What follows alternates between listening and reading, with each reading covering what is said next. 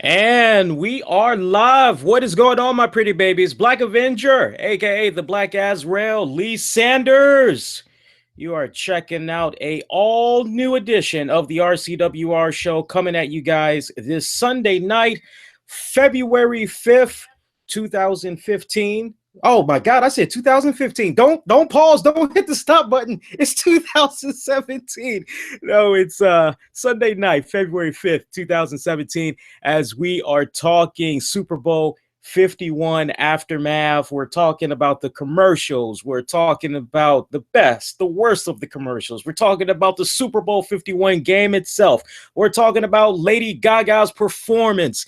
We are going all over the place on this edition of the RCWR Show. You can interact with us a couple of ways as we're trying something entirely new for the very first time. We are simulcasting on three different outlets. Three outlets right now. I know, crazy, right? We're going to see how this works out. Hopefully it works good. And if it does work good, if it's on point, maybe we'll try this again in the very near future. So you can interact with me a couple of ways. You can interact with me on the Twitter, on the Facebook. We're streaming live right now on Facebook. Shout out to our Facebook audience right now that's going to be checking this out live or on the demand. We're doing this live on YouTube right now. So shout out to those checking this out on YouTube right now, be it live or they're checking it out on demand. And of course, we're doing this as always on Spreaker.com, which, by the way, you can catch me every Tuesday night, 10 p.m. Eastern, after WWE SmackDown goes off the air for all the very latest talk in wrestling, sports, entertainment, pop culture news, and beyond. If it's got you talking, we're talking about it here on the RCWR Show. So, man, how about this Super Bowl 51 now that it's in the books? Was that a fantastic freaking game, or was that a fantastic freaking game, or what? I mean, in all my years that I have been on God's green earth, and it is now 36 years now, knock on wood, I go back to watching football like, my God, my earliest football memories has to be at the age of, God, I want to say maybe 4. I have never seen a football game quite like this before in all my years. And did we break some new territorial ground with some of the history-making moments that we had with this game? This was our first Super Bowl game ever to go into overtime. As long as there has been Super Bowls, which goes back 51 years now. Well, 51 years is now in the books as we pretty much get ready for the next season. But in those 51 years, there was never a Super Bowl overtime. Well, that changed tonight. Let me tell you, that changed tonight. We had some serious history in the making, man. But I got to give it up to both teams. Both teams just really, really brought it, man. Look, I went on record earlier this week on our Tuesday night edition of the RCWR Show. And just to give a recap to you guys, I don't want to bore you guys to death, but I just want to home in when I was offering game stats on how I thought this game was going to be playing out. And again, for you guys that checked it out on Tuesday, I got to say, y'all got to give me a little bit of credit because I was kind of close. My numbers were a little bit off, especially like in some areas where like, okay, that should have been flipped. It should have went this way, not that way. But check this out, just to recap from earlier this week. I'm looking at the notes right here. I told you guys that the final score of this game was going to come down to the New England Patriots 37 and that the Atlanta Falcons were going to score 34. Kind of close. Got to admit, I was kind of close there. Our final score, it was actually 34-28. Patriots winning once again as Bill Belichick and Tom Brady extend their legacy as probably, I think with this performance that they did tonight and what a telling tale it was, I think they cemented their legacy in a way where they are definitely going to go down as the dynamic quarterback coach duo of all time. I mean, if what they did tonight did not cement that legacy, I just don't know what will. The fact that Tom Brady surpassed Joe Montana, you look at the elite club that he's with now. I mean, he's with the Terry Bradshaws and all, but when you just really home in on the fact that Tom Brady is freaking number five with Super Bowl wins, passing the Terry Bradshaws, passing the Joe Montanas.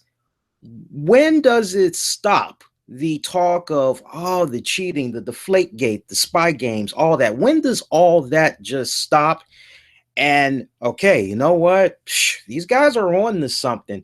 Yeah, I know we got a lot of haters out there. A lot of guys, they don't like the fact that this team is always winning. But I tell you what, man, when you got everything aligned, everything is on point, your team, your defense, everything is just pretty much acting as one.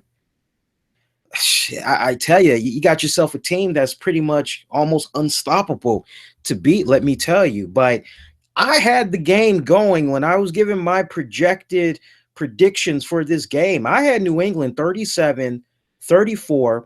My projected QBR stats went as follows. For Atlanta, I had Matt Ryan at 33 out of 48 completions to give himself for the day 400 passing yards. I had Tom Brady going 25 out of 39, having passing yards of about 315. And I tell you, when it was all said and done, that was not the case. I mean, I don't have the numbers officially in front of me. I remember I glanced at them like real quick. But if I'm not mistaken, and somebody can back me up on this that is checking this out live right now, you want to give me the official stats. If I'm not mistaken, Brady, his completion rating, I think it was like, God, I think it was like 30 something out of 62. And he had about 466 passing yards. Matt Ryan, on the other hand, I think he was in the 20s out of maybe, like, I'll say, just to give a safe number, maybe like 35 completions. And he had about a little close to maybe 275 passing yards total for the game. So, kind of close, give or take a little bit off, but still phenomenal game nonetheless.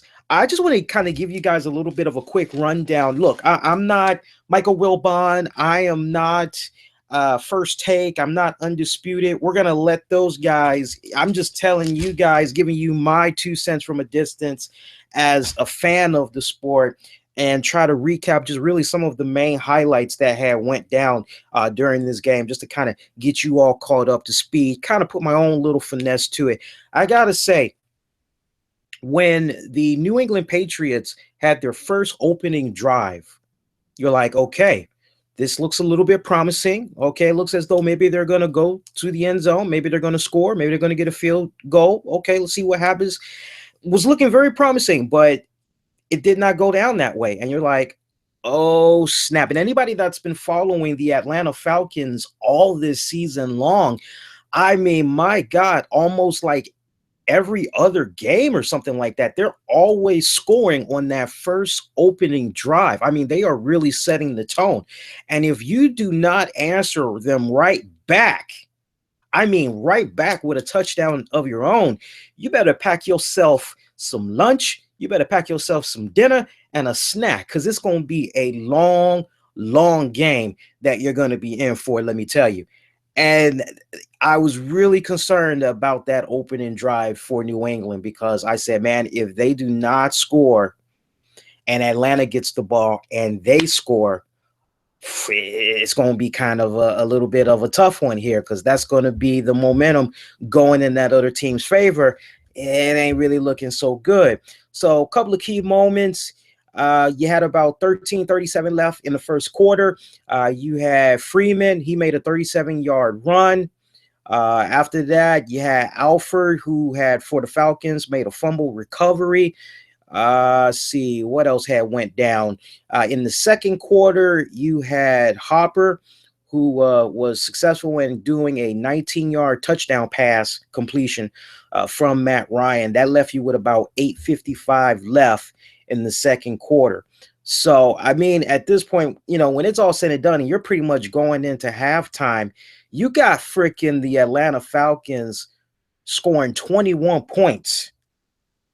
Nobody scored in the first quarter. It was definitely a slug out. It was almost kind of like both teams were kind of were kind of filling each other out during that first quarter, trying to see what they were about. And I got to give a shout out to James via Facebook. He gave me the official numbers for how Tom Brady had did tonight. Thanks, James. Brady actually had did 43 out of 62 completions for this game tonight. He had 466 yards and he had 2 TDs. So, little bit off. Numbers kind of, I was in the right ballpark, but definitely off. I admit that. But still, I think I have 100%. Maybe you guys may want to give me a higher percentage, but I'm going to stick modestly with 70. I think 70 is kind of nice. Maybe 73 tops. Thanks, James, for that info. So yeah, nobody scored in that first quarter. So you're looking at it, you're like, okay, this is kind of like a good kind of close game. Defense is denying the points. All right, they're filling each other out. Let's see how it goes in the second quarter. And I mean, second quarter, Falcons was just on with the onslaught, just scoring the points. And it's like, okay, if you're a Patriots fan, and for the record, Patriots is a team that I follow. But as I've had to stress over the years on my show, my allegiance is not to one team. Patriots is just so happens to be a team of a handful of teams that I follow every single season. So for me, it's not necessarily, oh, well, I really, because I'm a big fan. It really doesn't come down to that. It's just there's a handful of teams I follow, and hopefully they can make it all the way. If so, I'll root them on. But at the end of the day, I just want a really good freaking game. I want to be entertained, right? So you're looking at the first quarter in the books. Okay. Second quarter, Falcons putting the points on. Patriots on the offense, they could not get anything right. Brady just looked as though he was not really comfortable for most of that first half, honestly. To me, I don't know how it was to a lot of you Patriot fans, but it really seemed like Brady was really trying to push passing the ball, not so much throwing. He was focusing in on. And I'm just kicking back going, that is a bad move. You got to try to take advantage of these weapons that you got. Edelman has stepped up. Chris Hogan has stepped up within the past several weeks.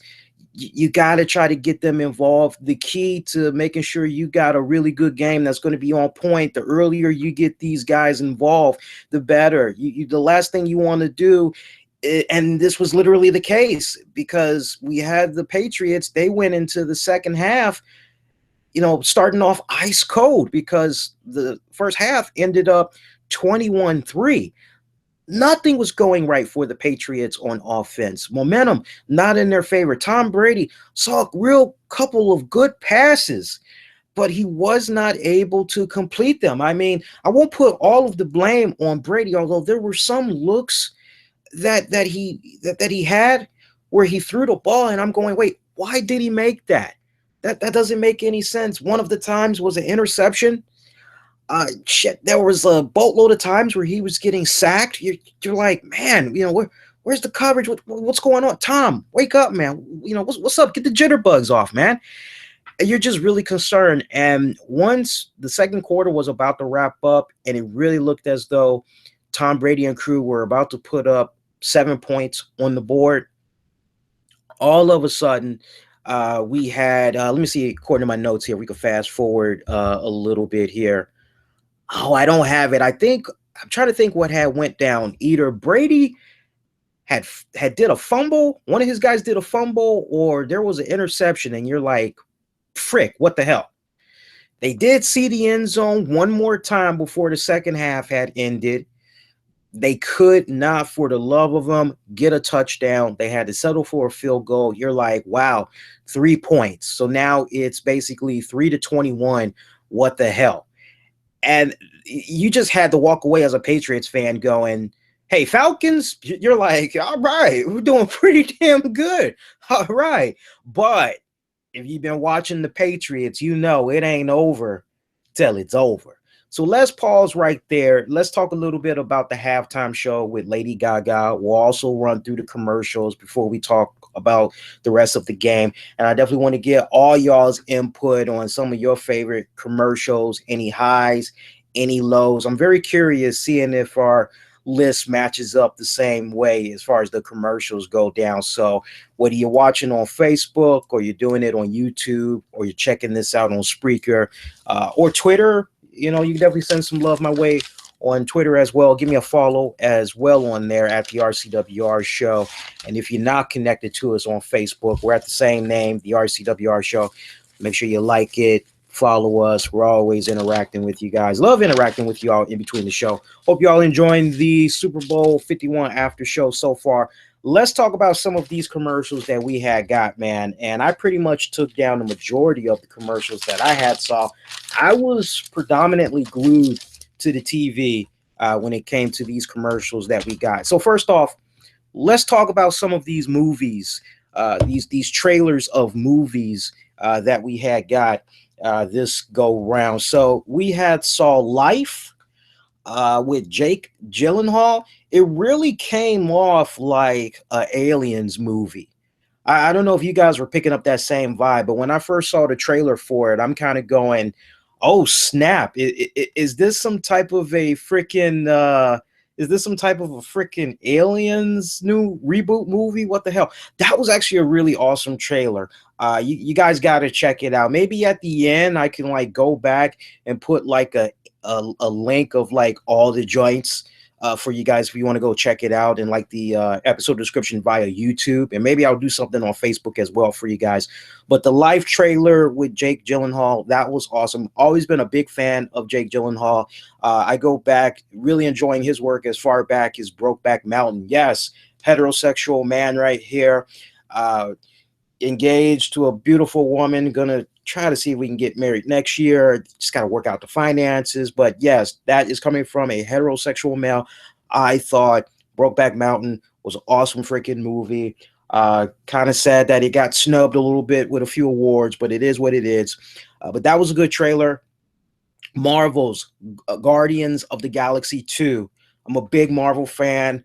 Been a comic book fan of many years. Don't quite follow the comics as much as I used to. I haven't collected a comic in a good amount of years, but I've seen all of the Marvel movies that has come out, like way back when it all just pretty much first started. And I'm really pumped for Guardians 2. It looks really freaking promising. I can't wait. Probably one of the most controversial movies because a lot of people were like, what the hell? Why they got Scarlett Johansson? Of course, I'm talking about Ghost in the Shell.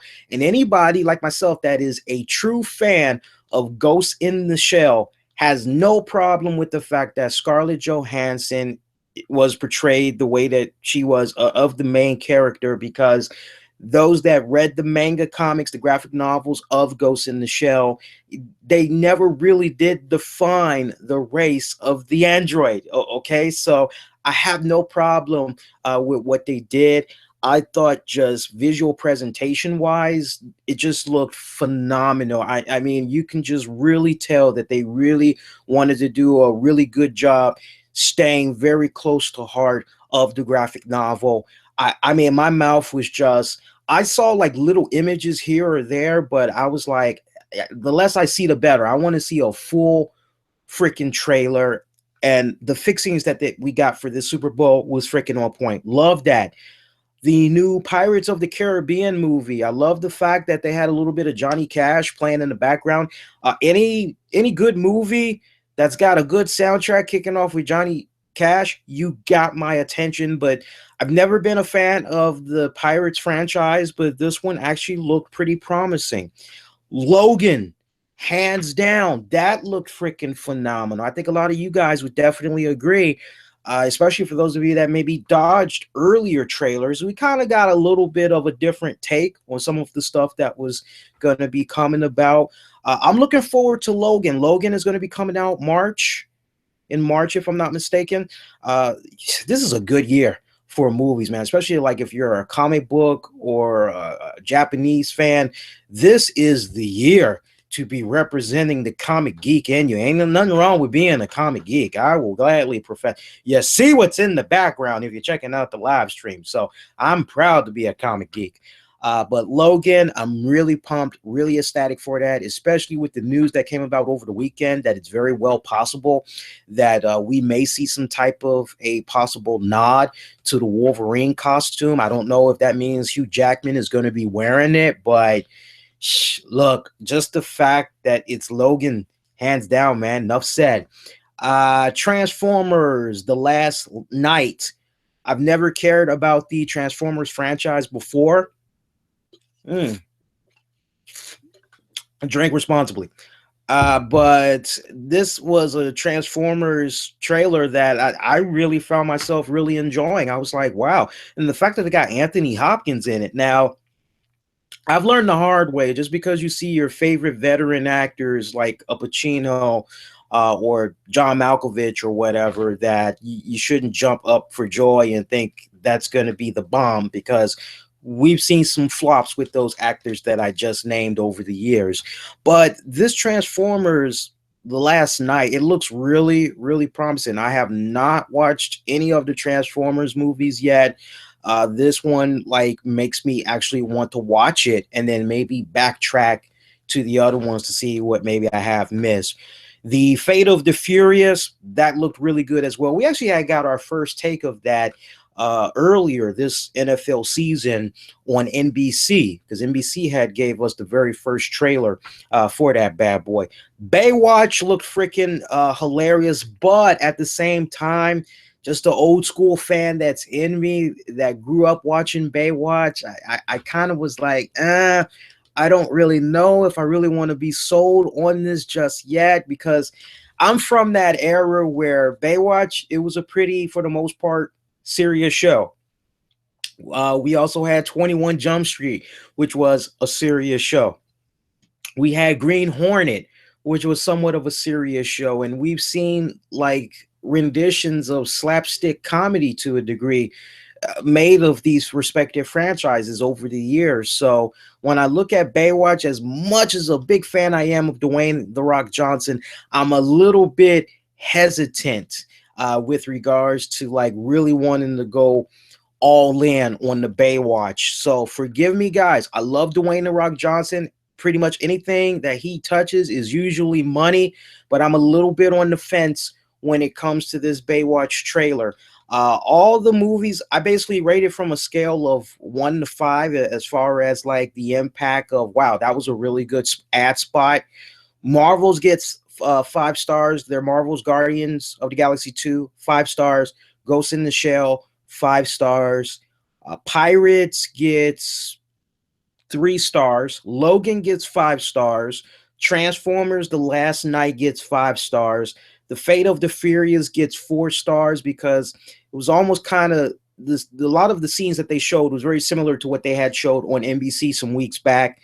Baywatch right now, as quirky as it was right now, I'm not saying that the movie's going to be bad. I'm just saying as far as like impressing me, making me want to spend my money to go see it, the execution of the trailer that I saw tonight, right now I got to give it a 2-star rating. So hopefully that'll change once the movie actually comes out. Let's talk commercials now. Let's talk commercials. This is interesting right here. George Takei, the Pizza Hut commercial. Hilarious as hell, man. The whole freaking Pizza Hut commercial, he's just, oh my, oh my, oh my, oh my. I love that. I thought that was hilarious. He finally did say something entirely different. I don't know what it was, because I just heard the oh my so many times. But that was a really good ad spot right there. I gave that one 4 stars. It was memorable. It was hilarious. It was well executed. I loved it. The timing, very perfect. There was also a very interesting commercial that I don't really think a lot of people are going to be talking about, which is the H&R Block with Watson. Apparently, H&R Block has like teamed up with the latest computer technology to basically pull like an Amazon Echo or Siri, Genius or whatnot. So now you can like talk to this device. Hey Google, you can pretty much talk to it, give your tax information, ask tax questions, and it pretty much helps you out that way. It's like the next evolution in preparing your taxes. I thought that was a really nice spot that they did right there. Also, what was really nice, I love the fact that on top of having John Hamm in the commercial, I also love the fact that if you paid attention to the commercial, just you didn't have to look too hard, you didn't have to rewind it. But if you know your commercials, you know what all you're looking for, and all. It was really nice that they had the old guy with the bow, who over the years was the original guy for about what boys and girls, like about 5 years now. He's been doing the H&R Block commercials. It was nice to see him in the background as they were introducing the H&R Block with Watson. I thought that was a really nice spot. You gotta go back and check that out. Hilarious commercial. Oh, by the way, the George Takai Pizza Hut, that got 4 stars. The H&R Block with Watson, that got 4 stars. There was a funny Skittles commercial that I think a lot of people are going to be talking about. You had this young teenage guy. He was throwing Skittles in the window to his girlfriend, Katie. He was trying to wake her up. And when you go inside the house, you see Katie is sitting on the bed and she's eating a Skittle as it's like coming through the window and it's going right in her mouth. And she's like, and she slides on over. And then you see her mom. She gets a Skittles, and then dad comes, and then you see the brother, and then you see grandma gets one, and then it just gets all right bonkers stupid, because then you see a burglar who gets a Skittles in his mouth. I think there was a pet dog in there. I think it ended with a groundhog, and the groundhog even got a damn Skittle. So that was a really hilarious commercial. There was another hilarious commercial. It got 4 stars from me. There was an Intel commercial with Tom Brady. Their whole thing was everything is better with the very latest in Intel technology. And they showed Tom Brady. He was like making a sandwich, and they did like this 380 perspective. And it was really cool how they did it. It kind of like had a nice little Matrix thing. They even showed when he was making himself breakfast, doing flapjacks or whatever.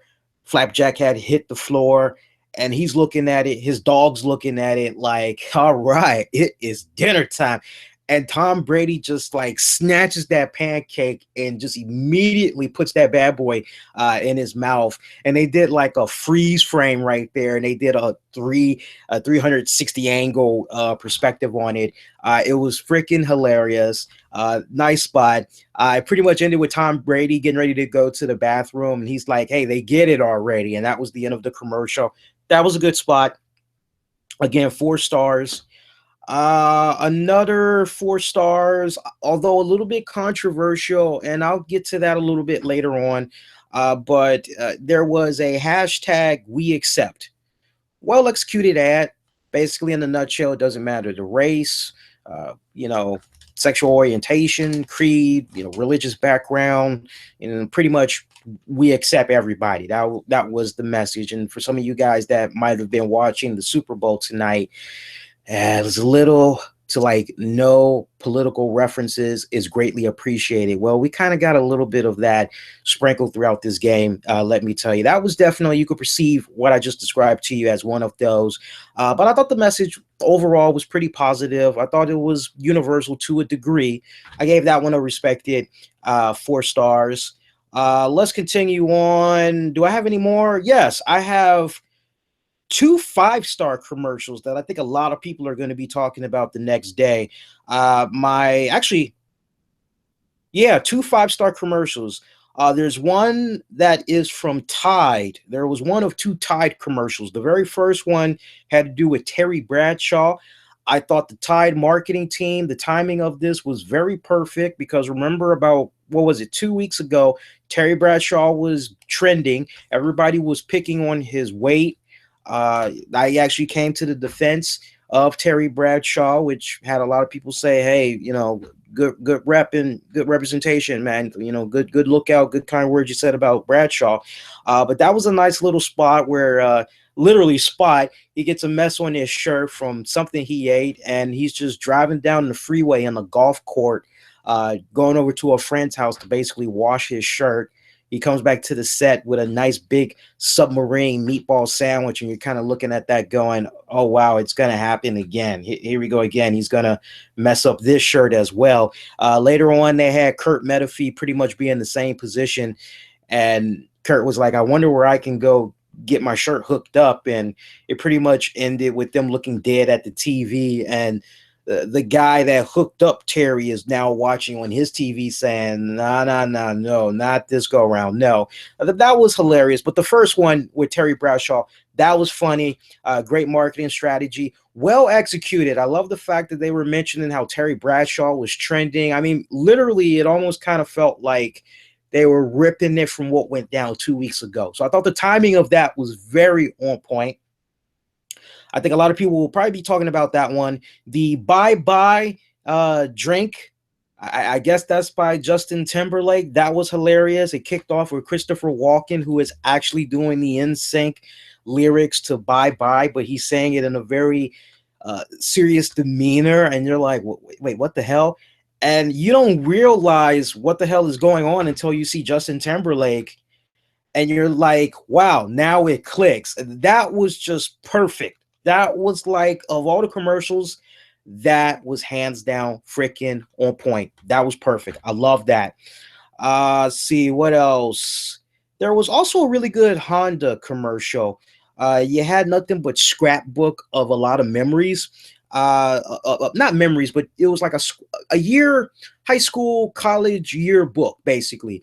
And you had old photos of Steve Carell, Stan Lee, Jimmy Kimmel, Viola Davis, Robert Redford, Tina Fey. It was really awesome. They like showed the actual pictures of them in those high school, college yearbooks. And then from there, they actually lent their voice, to their own photographs. And it was a nice message, basically saying no matter, how far you come along, it was nice. It was a really nice sentimental commercial. I loved it while tying it in the cars at the same time. I thought that was kind of poorly executed a little bit, like the connection to the cars, but it was still a nice commercial. I loved it. It was memorable from that standpoint, so that was decent. And there was a 3-star T-Mobile commercial that I thought was hilarious. It had Martha Stewart, Snoop Dogg.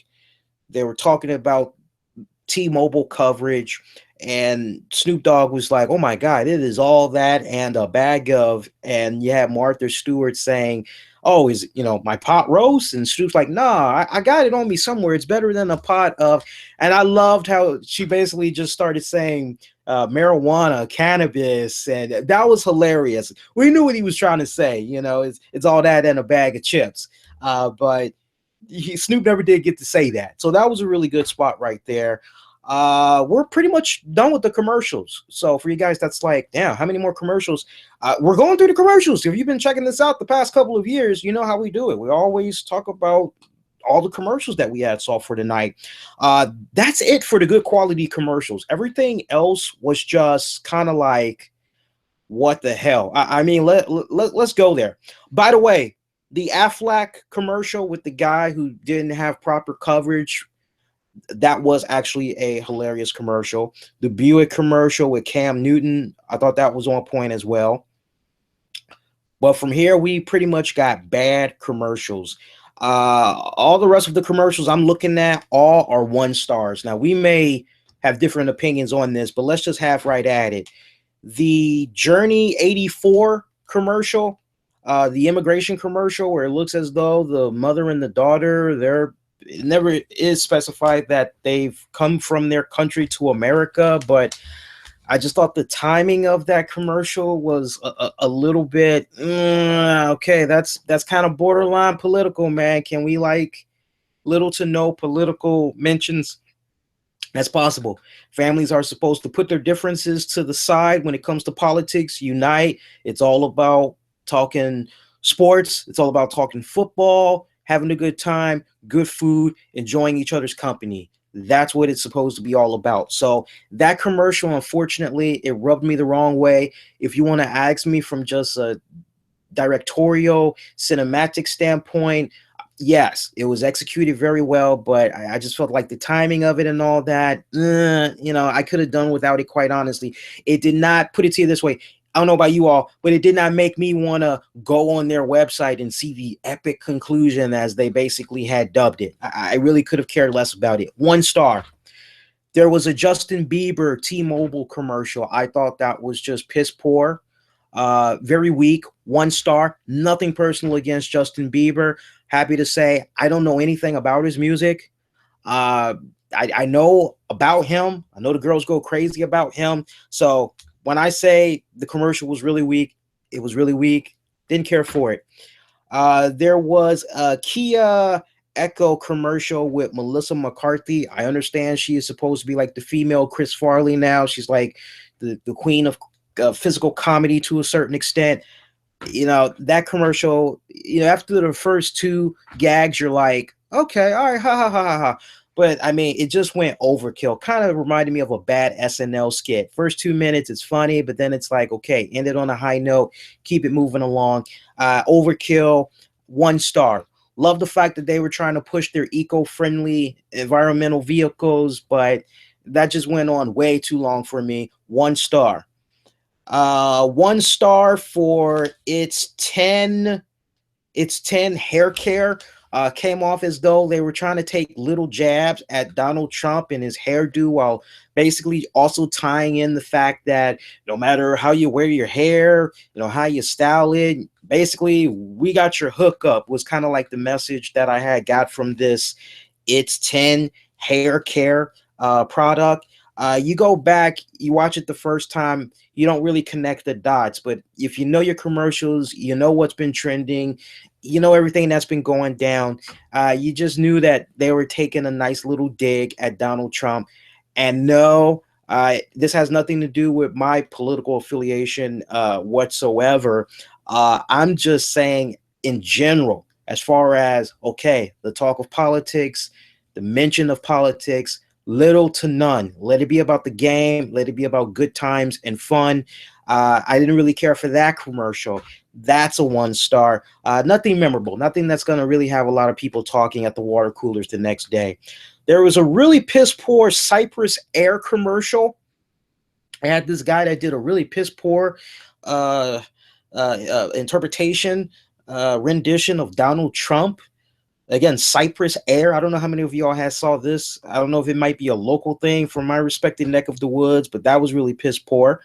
1 star. You had a Bud Light commercial with Sparky the dog, or whatever the hell the dog's name was. Very weak. What made it so weak?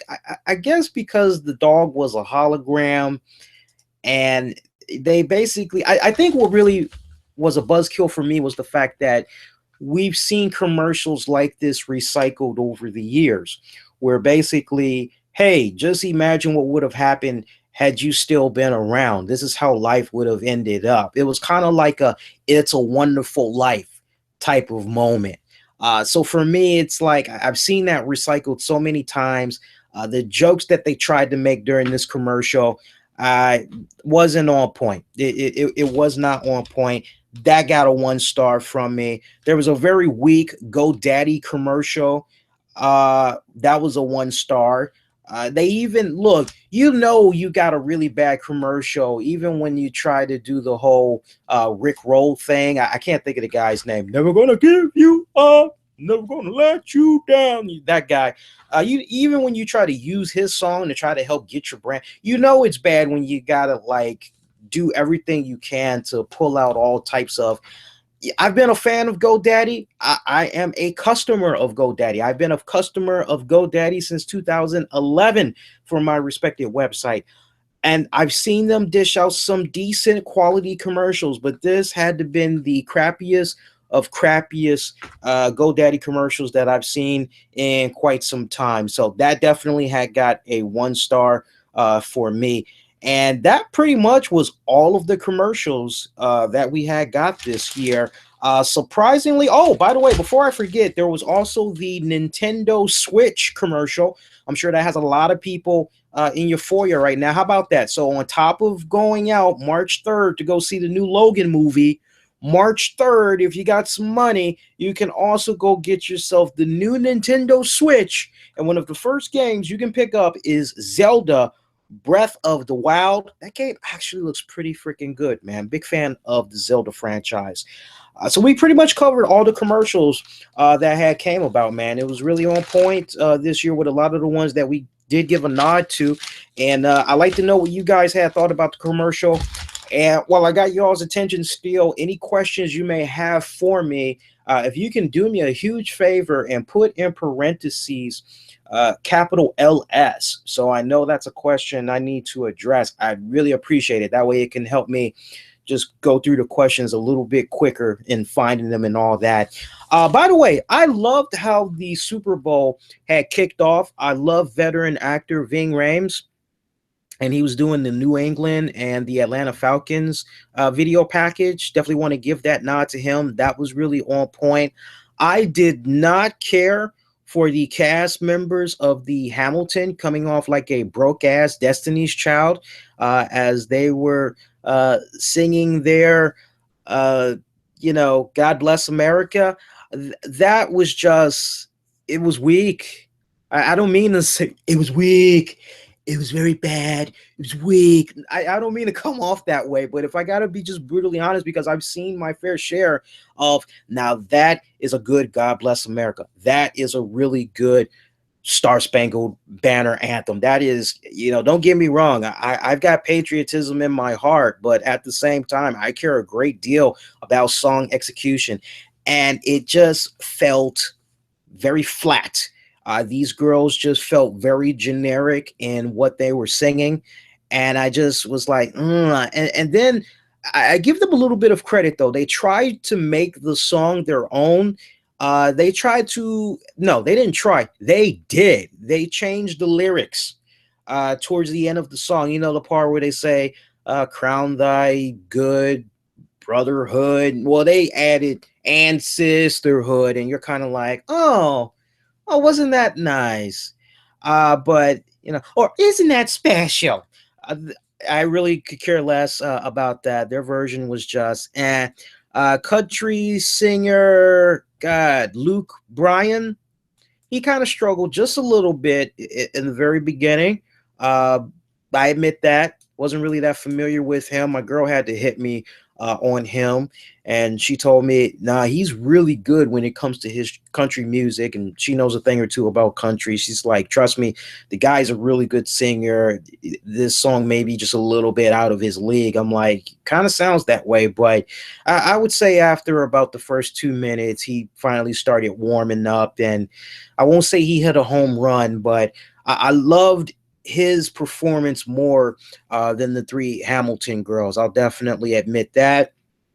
Also, it was nice seeing George and Barbara Bush given the health scare that they had a couple of weeks ago. It was great seeing them. George Bush flipping the Bush did not really flip the coin, but God bless him. He made the best effort that he possibly could, man. He made the best effort he could. Let's talk about the rest of this game that we got here, man. So we pretty much had told you how the game pretty much ended in the first half. It was pretty much 21-3. What is going to happen with the New England Patriots now? And when you just go to the rest of the game for the NFL score, it was looking rather bleak, man. You're like, okay, how are the Falcons gonna turn this around? Can they turn this around?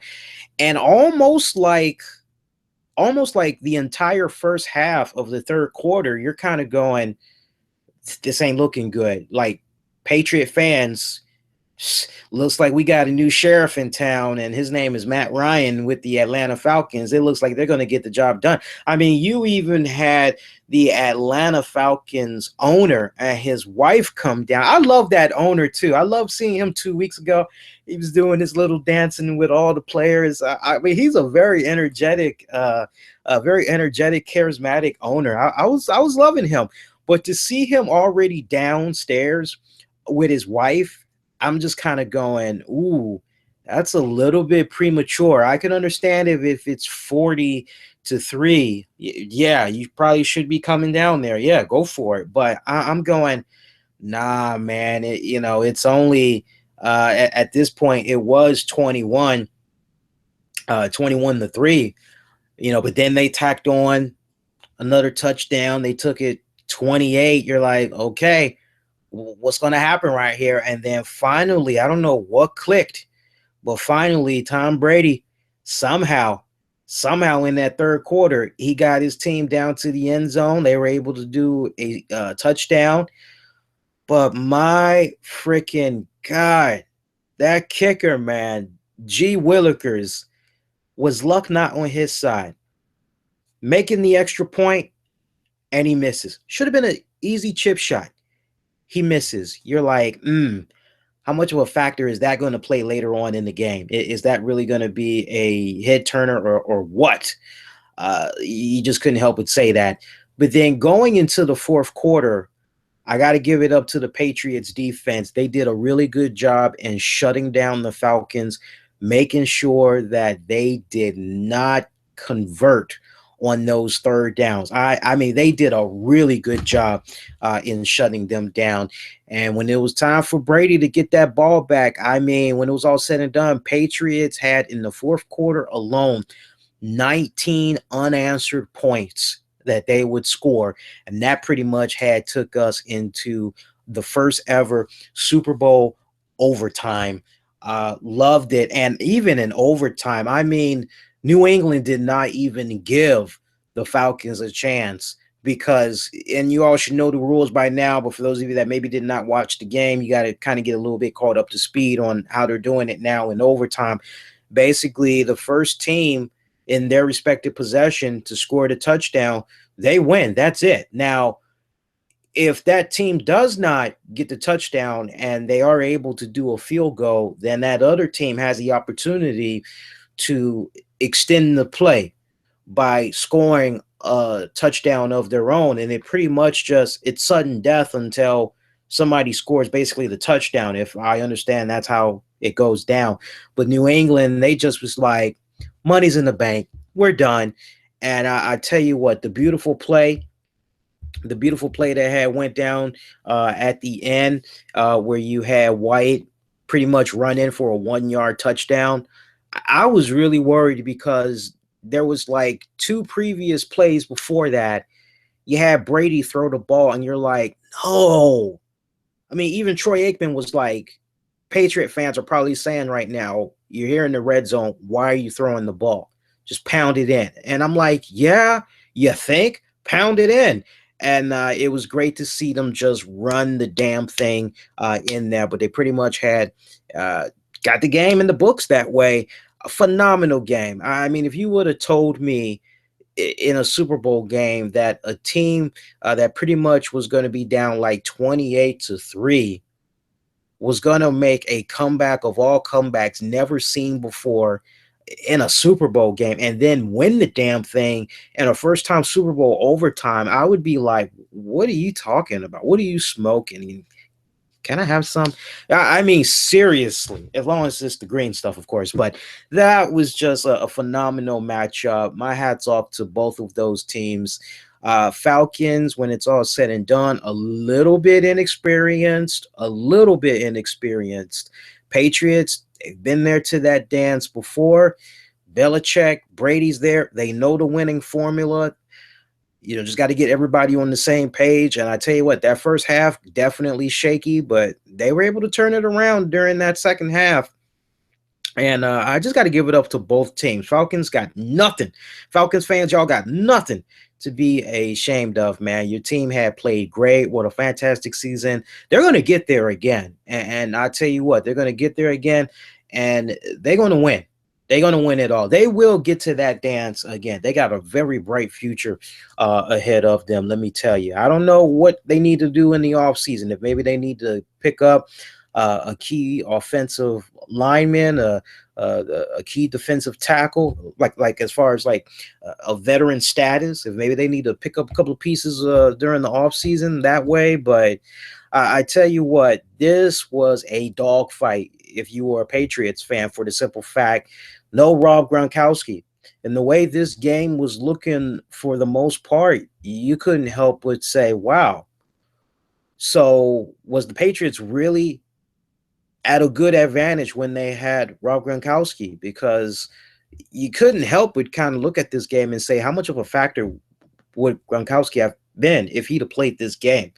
But no Rob Gronkowski, no problem. It's going to be a slobber knocker, but yeah, we got this. So, and I tell you what, my heart goes out to Tom Brady because I did not know this. I don't check out the ESPNs and all that religiously like I used to, but I did not know that his dear sweet mom has been battling terminal illness now for the past 18 months. I did not know that. So, we did see little bits and pieces of her. Looks like she has a scarf on. I don't know if she's in remission or what, but I would imagine that it's been an emotional, tough journey for the Brady family, and you could just tell how much this win really meant to Brady. Tearing up. The fact that once the game was over and it really sank in that he won, just how he was on the ground, just he probably was crying for a good minute as his teammates had to come over and let him relish in the moment, but then kind of lift him up a little bit. I just my heart goes out to that family because I mean that's a tough thing to be going through. I mean, I hope for nothing but the best, nothing but thoughts and prayers to the family. But really great. And then I gotta mention the wrestling reference here, man, because I think it's funny how we had Ric Flair, AJ Styles. They kind of jumped out there and they did their little thing for the Falcons, and you're like, and usually it's like a running gag, but usually when you see a major wrestler try to say, "Oh, good luck to the blah blah blah who's going to get the job done this weekend," usually it backfires. I don't know what it is, but it's like every single time we've had a major wrestler give their NBA or NFL, MLB hockey picks, like it backfires big time. So I tell you what, though, I gotta make the wrestling reference. It was hilarious as hell seeing Roger Goodell get booed out of the damn arena when he was trying to present the Lombardi Trophy to Tom Brady, Bill Belichick, Robert Kraft. I mean, he got booed like Roman Reigns at number 30 at the Royal Rumble this year. I mean, that was just like, ooh, you just couldn't help but feel bad for the guy, quite honestly. But nonetheless, really, really, probably one of the best Super Bowl games that we've seen in a long time, man. And I got to tell you, I like this game more so than Super Bowl 50. And I'm going to tell you the reason why in a nutshell. With regards to Super Bowl 50, if you are a Peyton Manning fan and you followed his career for a boatload of years, you just kind of felt that this was probably going to be it for Manning, and you wanted him to get that one more because it's like, wow, it doesn't get any better than Super Bowl 50. What better way to put a ribbon on a career than going to Super Bowl 50, winning it, getting another trophy, and then riding off into the sunset. Yes, his defense, they did carry him. They did carry him. He did his part too, to a certain extent, but the defense is what pretty much had won them that game. So when I look at Super Bowl 50, hey, all right, Peyton got that last one. Great. But it really wasn't a game. This is going to be a game that we're going to be talking about for years to come. Let me tell you guys, really. Lady Gaga, by the way, I got to show her some proper love. I didn't really even talk about her. I loved her halftime performance. I got to say, I am not familiar with Lady Gaga's, what's the right words I'm looking for? Her catalog. I'm not familiar with her catalog whatsoever. One of the very first and fondest memories I have of Lady Gaga is coming across that black and white video she did, Cake. It was like 30 seconds or something like that. And I was like, damn. But then after that, I didn't go check out her music. So it was really nice to just really take in what she was about for like the very first time. And I must admit, she made a big fan out of me. I mean, her music was pretty on point. I love the somewhat homage she paid to David Bowie. I was actually telling my girl, I said, I hope that in Lady Gaga's own way, maybe she'll pay some type of homage to George Michael, David Bowie, and Prince.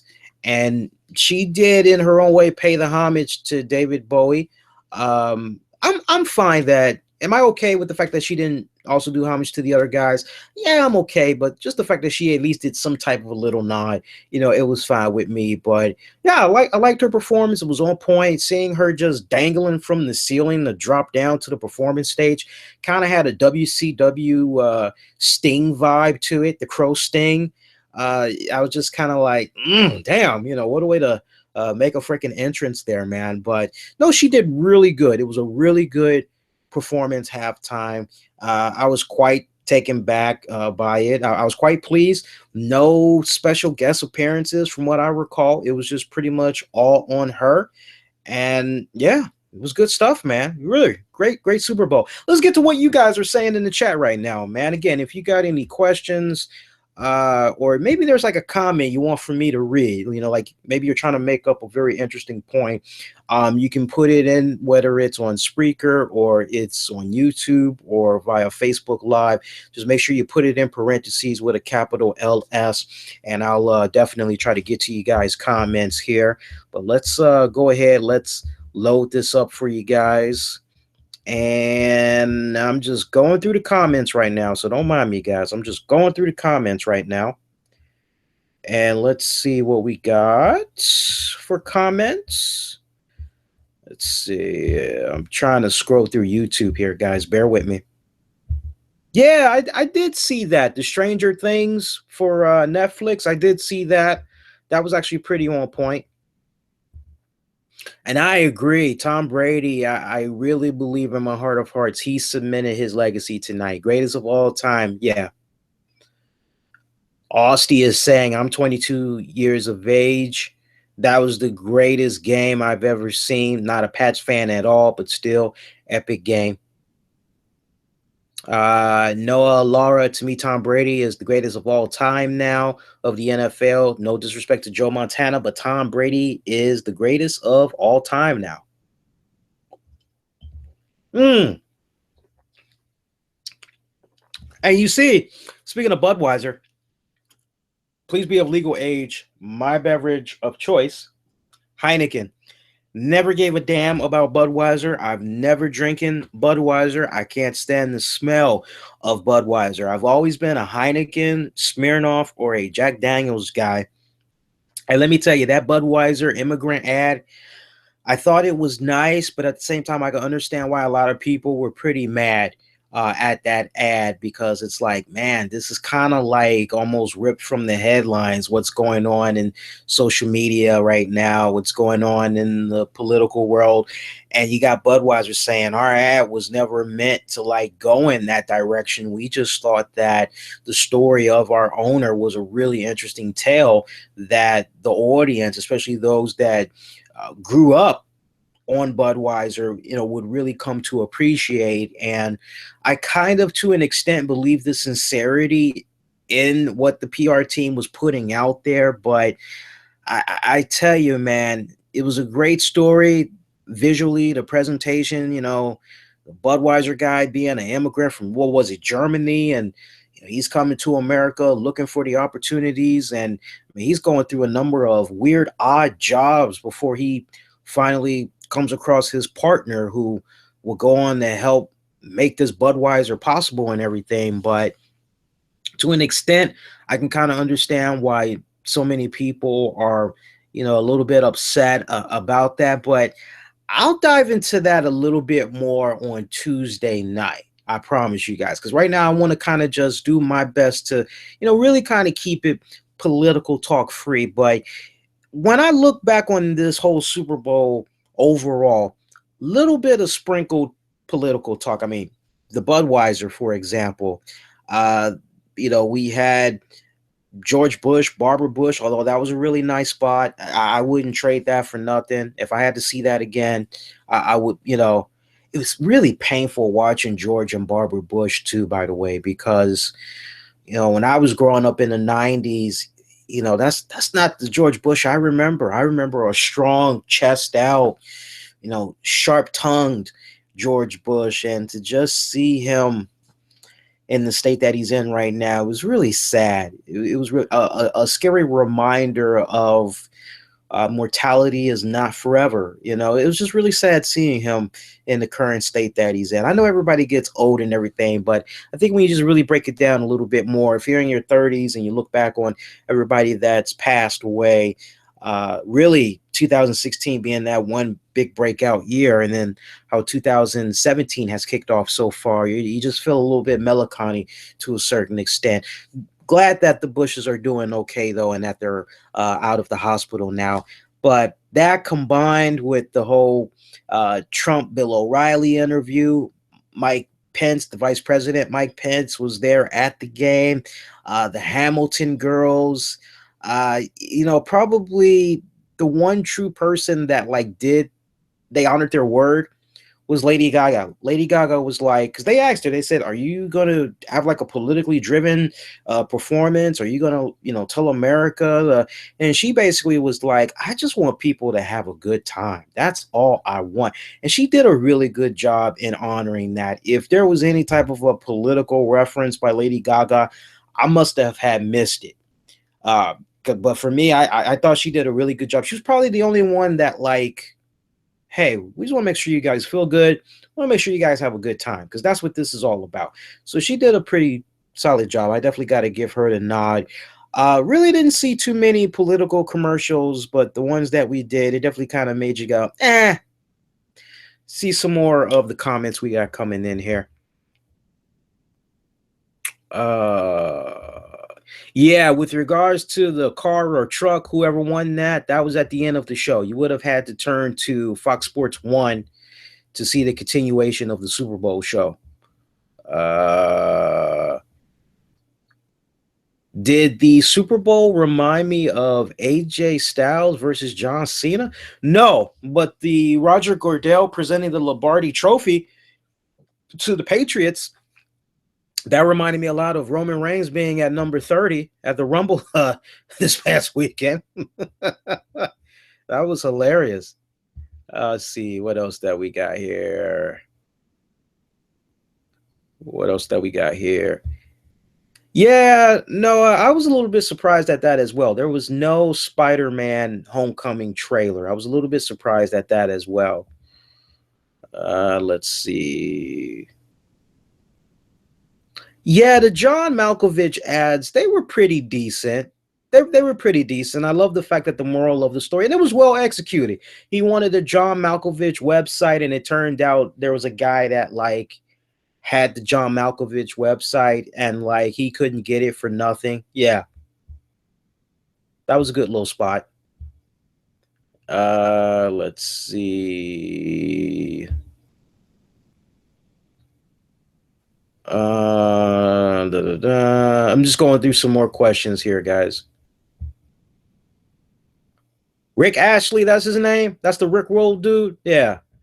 Lord have mercy. I stay getting Rick rolled by that damn thing.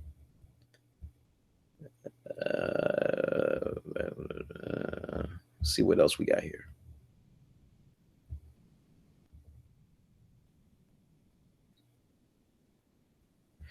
I gotta disagree with you, Ken Taylor. Ken Taylor is saying that the Patriots didn't win. The Falcons just lost. No, on the contrary. I mean, when it's all said and there's no asterisk that needs to be put by that. There is no asterisk that needs to be put by the Patriots winning tonight. I mean, when you are down by 25, just really stop and think about that. You're down by 25 points, and you come back from a 328 deficit. There's a matter of luck, and then there's, okay, you're being outplayed right now. And when it's all said and done, when it counted the most, the Patriots finally, once they were able to get everything going on all cylinders, once Chris Hogan Edelman, once they finally started to get a little bit of rhythm going in their favor, once they started getting that momentum. Oh my God, that catch, by the way, I forgot who made that catch, but that ball on the Patriots side, that game right there, that play, that was the real momentum changer right there. When that ball just kind of like froze in the air, and the dude on the Patriots just like freaking was able to catch it. You're like, how is that even freaking possible? I mean, that was a serious momentum shifter right there, man, for the team. But man, to have a team come back from a 328 deficit, yeah, I'm sorry, Sean. I gotta disagree with you, man. There's luck, and then there's okay. That's skill. That is skill. What you saw tonight is skill. What you saw is a testament that honestly, when it gets ready, when it gets time for Tom Brady to hang it up, and it's time for him to go into the Football Hall of Fame, that man's going to get in first go round that his name is on the ballot. First go round. Ain't going to be no second guessing. Maybe next year he's going to go in first time he's on the ballot. Speaking of the ballots, by the way, I got to give it up to the following. This is your 2017 NFL Hall of Fame class. Morton Anderson, Terrell Davis, Kenny Elsley, Jerry Jones is actually going in, Jason Taylor, LaDainian Tomlinson, and one of my all-time favorite quarterbacks, Kurt Warner, is going to be going in. Also, big congratulations to Larry Fitzgerald and Eli Manning. They both are the recipients of the Walter Payton Man of the Year Award. So big kudos to them as well. Great stuff right there. So other than that, I think that was pretty good, man. I mean, when it's all said and done, when I look back on that game in a nutshell, Patriots had a hard time getting everything together. Falcons was doing everything right. I mean, Patriots on the defense, for the most part, they were sticking to their assignments. They were sticking to their man-to-man coverage, but they knew that Julio Jones was going to be a huge factor, and they did for the most part, they did a pretty good job in trying to shut him down. But Falcons was still able to score them points when it counted the most. Falcons, though, what really had helped get the Patriots in the game, you had the Falcons at many points. You had holdings, you had pass interference that was going on. There was a lot of calls that was going on the Falcons side, really, in that second half. I would have to go to, and as a result of that, Patriots were able to capitalize, and they were able to move up the chain. And anybody that has been watching the Patriots just as much as they've been watching the Falcons know that you really cannot have that many mistakes when you are taking on those two teams respectfully, because if you do, they make you pay for it, because they will get points off of that one way or another.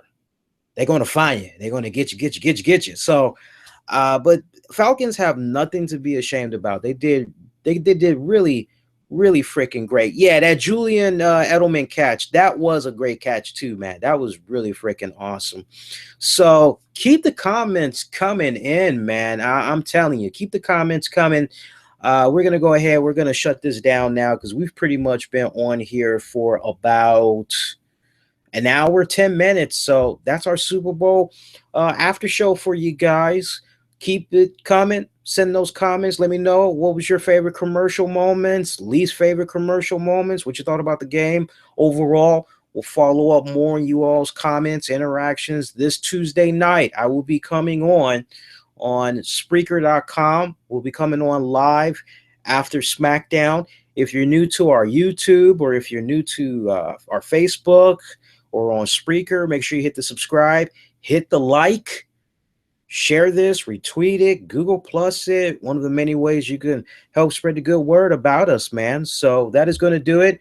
I'm wishing all y'all to be safe. Most importantly, be kind to one another. I'll see you guys next go round.